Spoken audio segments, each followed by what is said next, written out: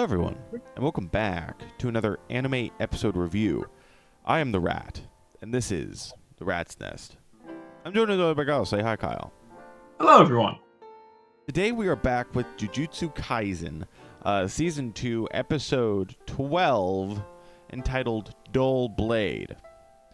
Now, if you've seen the previous two Jujutsu Kaisen videos on this channel, this will not be like them. they were fun, but we're gonna actually talk about it now, and we'll also say full manga spoilers because we're caught up, and we're just going to discuss everything in the context of that, because that seems more fun for us, and so that's what we've been holding back. Yeah, exactly. So you've been Kyle, warned. Kyle, what did you think about this episode? This was a fantastic episode. Ooh, I loved this episode. They did Nanami so much justice, and it was really cool. This episode has felt somewhat different than the others because it felt like a lot of stuff happened. Not to say that like the other episodes' pacings were bad or anything, but usually in those it's like one or two major things. This one had a lot of stuff going on in it. Did it? Well, they at least felt like it because they showed a lot more of the whereabouts. I was too distracted by the attractive women. There was a lot of those in this episode.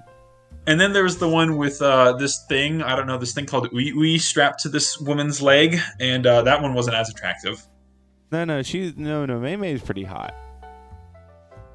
No, but that's what I mean. There's this thing called Ui like strapped to her leg and just like brought down her attractiveness by a little bit, you know. I hate Ui. But That's beside the point. I don't think there was like a ton of stuff that happened. So let's just get right into it, right? Let's see what happened. Yeah. Well, because early on, at the start of the episode, it's the resolution of the, I think, whatever the reverse curse user is. We get the resolution of that where, what's the guy? I forget the guy's name, where he puts on a mask and then he can, channel. I think. They save Ino from falling off the building. And then they talk about like how they broke the veil, and then it cuts back to the roof with the old granny and her grandson, and we see the Giga Chad himself take over the body. And she's like, "Okay, grandson, go kill some sorcerers now." And he's like, he's like, all right. He's like, who are? He's like, you can't tell me what to do. I'll make an exception just this one. Okay, doesn't he have a heavenly restricted body? Well, it's the thing of, I don't know exactly like what the thing of his heavenly restriction is. I know it's weird because it's what Maki has too, and hers was like dilute. I don't know. I'm admittedly not like uber caught up on like how exactly all of Maki's stuff works. I won't even make a fake fan joke because there's a lot. So like, I don't know, it's just because like he didn't have any cursed energy that it gave him like an uber extreme body, and like that's his heavenly restriction.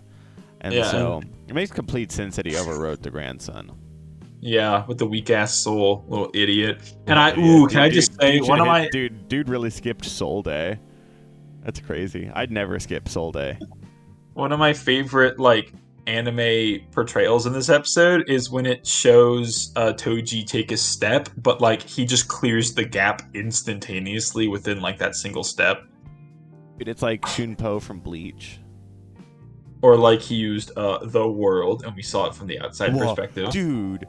Oh, now that you mention it, dude, he sounds kind of like Dio sometimes.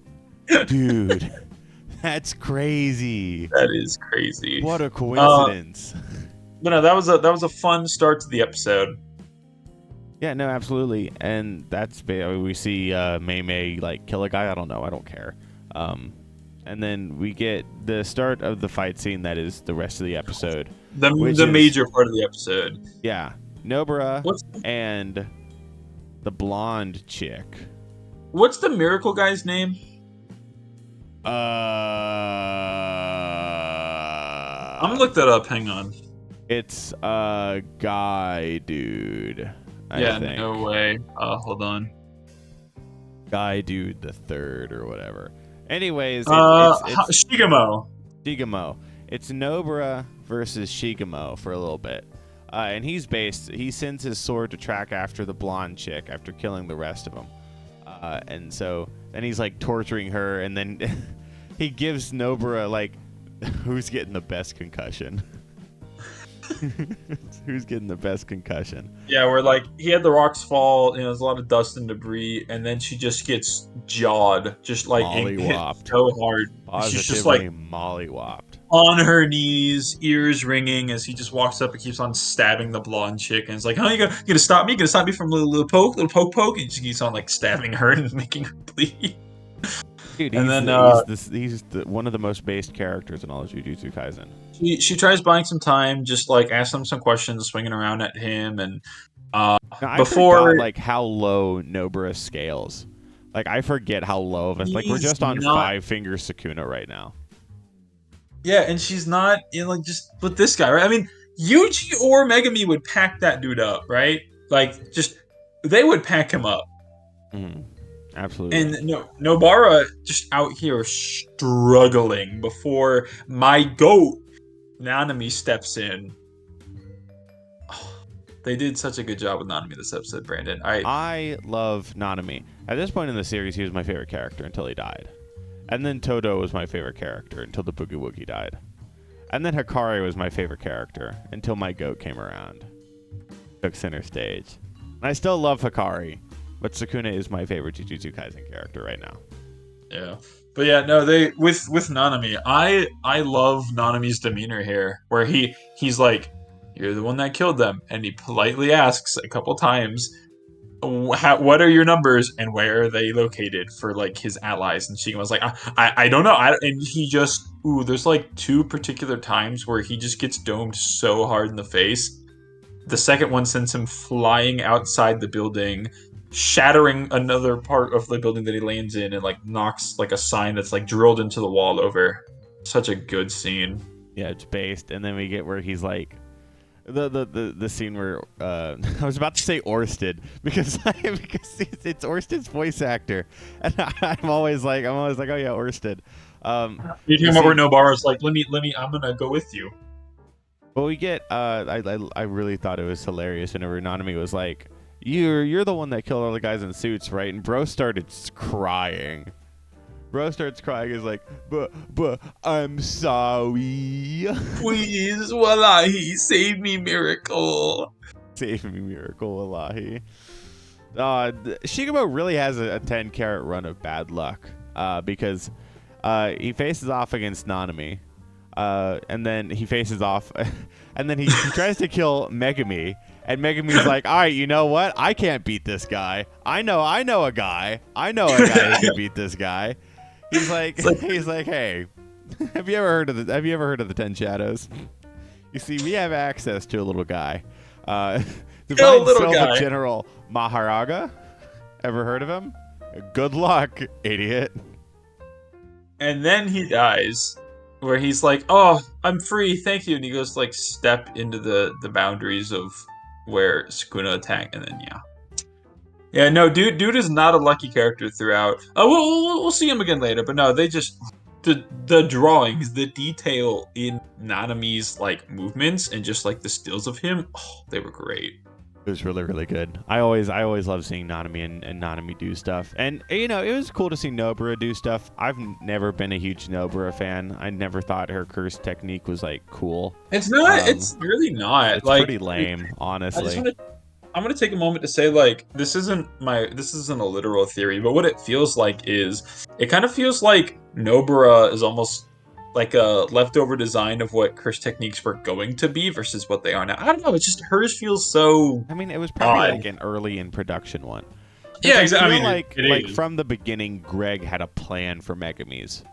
Like, I feel like absolutely Greg was planning from the beginning to have Sukuna take Megumi's thing. I mean, like, there's foreshadowing to that, like all the way up to like episode 4 with like the first curse room thing.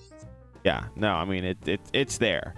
But for Nobara, like, I just think that Greg never really had a plan for her and just kind of gave her a curse technique. And then, like, we got to this point in the series and he was like, dang, I can't actually do anything with this. It's like, okay, right? She has a couple wins under her belt. Like, at the end of season 1 where they do fight, like, some other, like, cursed womb paintings or whatever. And like Yeah, she Yuji's beats the brothers. one. She does like the flower thing where she has like marks on her or whatever. But like I she and you don't have to win a lot to be a good character, but it certainly helps. Like I remember in the woods where she fights Mai and then loses, and then here just like her ability is cool enough, but I don't Yeah, care about it. I think people tend to gas it up simply because it was able to hurt Mahito. But that's it.